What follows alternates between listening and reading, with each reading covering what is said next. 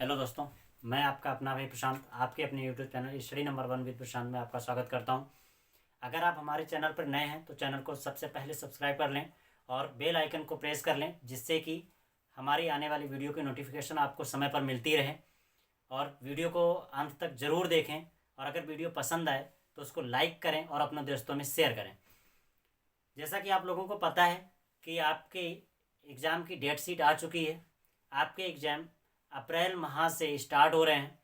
तो यहाँ पर आज से हम लोग साइंस के प्रैक्टिस सेट करेंगे, साइंस की प्रैक्टिस करेंगे और प्रैक्टिस हम लोग चैप्टर वाइज करेंगे। हर एक चैप्टर से आपको कुछ क्वेश्चंस करवाए जाएंगे जो आपके एग्ज़ाम के लिए बहुत ही महत्वपूर्ण हैं। एग्ज़ाम में आने वाले क्वेश्चंस हैं, हमेशा पूछे जाते हैं, उन्हीं को यहाँ पर डिस्कस करेंगे।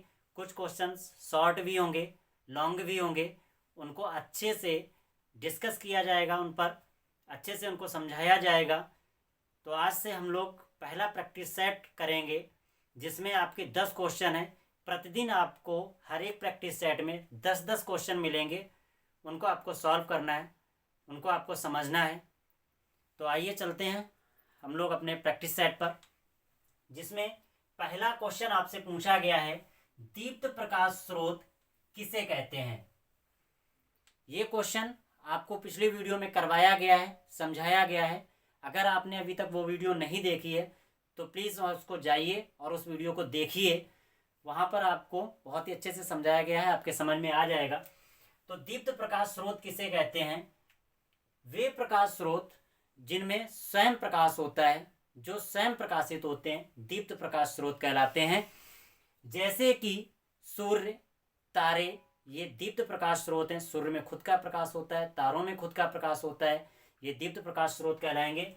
दूसरा है चंद्रमा एक अदीप्त प्रकाश स्रोत है, क्यों। यहाँ पर आपको ये बताना है कि चंद्रमा एक अदीप्त प्रकाश स्रोत तो है, लेकिन क्यों है। इसको समझने से पहले हमें यह समझना पड़ेगा कि अदीप्त प्रकाश स्रोत होता क्या है। अदीप्त प्रकाश स्रोत वे प्रकाश स्रोत होते हैं जिनमें खुद का प्रकाश नहीं होता है, बल्कि वे दीप्त प्रकाश स्रोतों के प्रकाश को परावर्तित करके प्रकाशित होते हैं, अदीप्त प्रकाश स्रोत कहलाते हैं। इसी तरीके से चंद्रमा का प्रकाश जो है वो सूर्य के प्रकाश से है, सूर्य के प्रकाश से ही चंद्रमा प्रकाशित होता है, इसीलिए चंद्रमा एक अदीप्त प्रकाश स्रोत है। हमारा तीसरा क्वेश्चन है, प्रकाश किस प्रकार की तरंग के रूप में गमन करता है।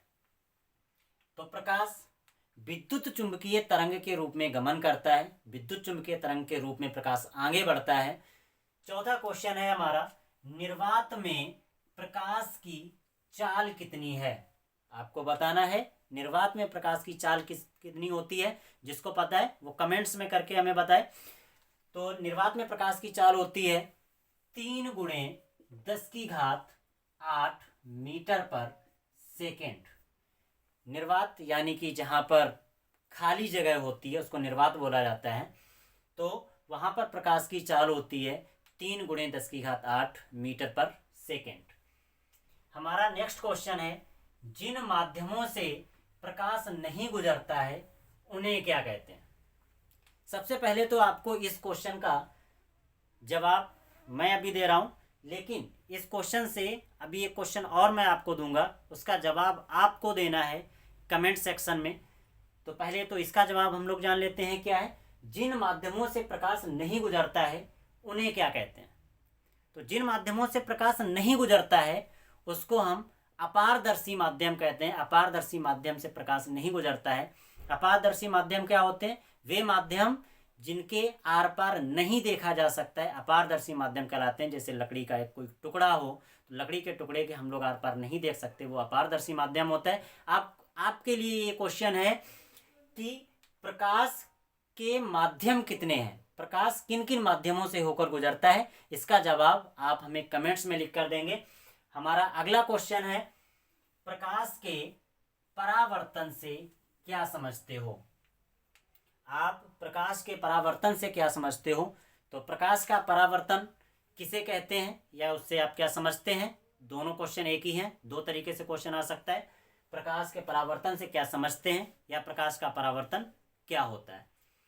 तो जब प्रकाश किसी चिकने तल पर पड़ता है और उस पर पड़ने के पश्चात वो उसी दिशा को वापस लौट जाता है, जिस माध्यम से आया उसी माध्यम में वापस लौट गया, तो उसको कहते हैं परावर्तन।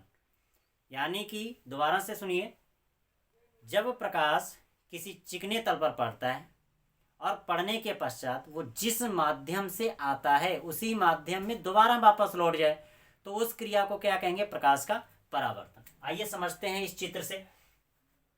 ये कोई एक चिकना तल है, इस पर ये प्रकाश की किरण आई, ये एक प्रकाश की किरण आई जिसको हम लोग कहते हैं आपतित किरण। आपतित किरण। और ये किरण इस तल पर पड़ने के पश्चात इस दिशा को वापस लौट गई। तो ये जो वापस लौटने वाली किरण है इसको क्या कहेंगे, परावर्तित किरण। परावर्तित किरण। यहां से एक अवलंब डाल दिया जाता है। तो देख रहे हैं आप लोग कि ये किरण आई और इस तल पर ये जैसे ही टकराई और टकराने के पश्चात सीधी उसी दिशा को वापस लौट गई, उसी माध्यम को वापस लौट गई। प्रकाश की इस गुण को क्या कहते हैं, प्रकाश का परावर्तन कहते हैं। उम्मीद करते हैं आपको समझ में आ गया होगा। हम लोग चलते हैं अगले क्वेश्चन पर। परावर्तन के नियम कौन कौन से। फिर अब इसी क्वेश्चन से दूसरा क्वेश्चन बना है, परावर्तन के नियम कौन कौन से हैं। तो परावर्तन के दो नियम हैं।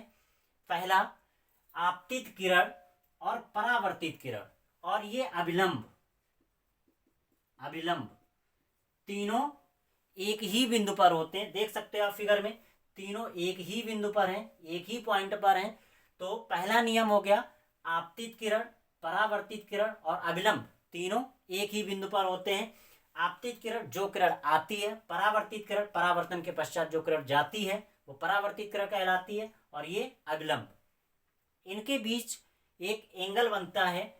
अभिलंब और आपतित किरण के बीच में एक एंगल बनता है जिसको एंगल आई बोलते हैं। ये होता है आपका आपतन कोण।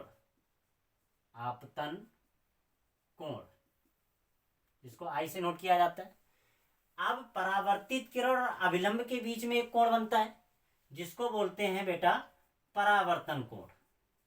परावर्तन कोण,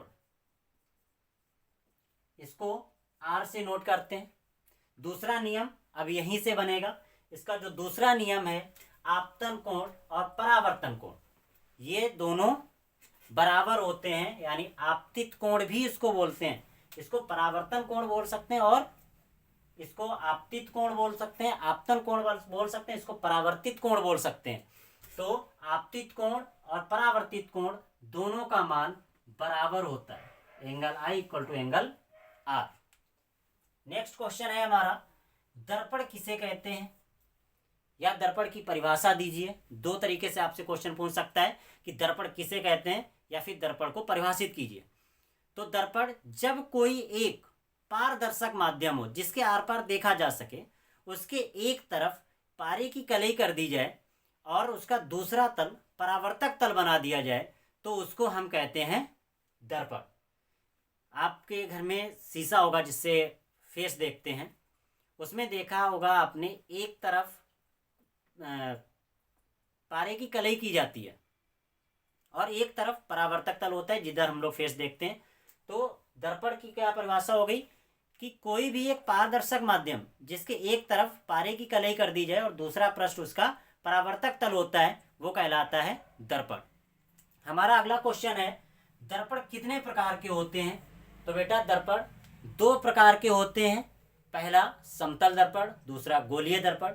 समतल दर्पण क्या होता है, जिसका पृष्ठ समतल हो, जिसका परावर्तक तल समतल हो, वो समतल दर्पण कहलाएगा। गोलीय दर्पण कुछ गोलाकार के होते हैं, उनको गोलीय दर्पण कहते हैं। हमारा आखिरी क्वेश्चन है, प्रकाश किरण से आप क्या समझते हैं। इस क्वेश्चन को भी मैंने करवाया है। प्रकाश किरण से आप क्या समझते हैं। तो जब प्रकाश गुजरता है, किसी भी माध्यम में जब प्रकाश गुजरता है, तो क्या होता है कि उसको जाने के लिए कोई एक रास्ता चाहिए, कोई एक पथ चाहिए, और उस पथ को ही कहा जाता है प्रकाश का माध्यम, सॉरी प्रकाश किरण कहते हैं। जिस माध्यम से जाता है, जिस माध्यम से प्रकाश गुजरता है, उसको कहते हैं प्रकाश किरण कहते हैं। उम्मीद करते हैं ये 10 क्वेश्चन आपको समझ में आए होंगे। अच्छे से समझाने की कोशिश की, आपके समझ में आए होंगे। अगर अभी तक आप लोगों ने चैनल को सब्सक्राइब नहीं किया है तो कर लीजिए, और अपने दोस्तों को शेयर कीजिए। वीडियो ज़्यादा से ज़्यादा दोस्तों को शेयर कीजिए, और वीडियो अच्छी लगी हो तो लाइक करें। धन्यवाद।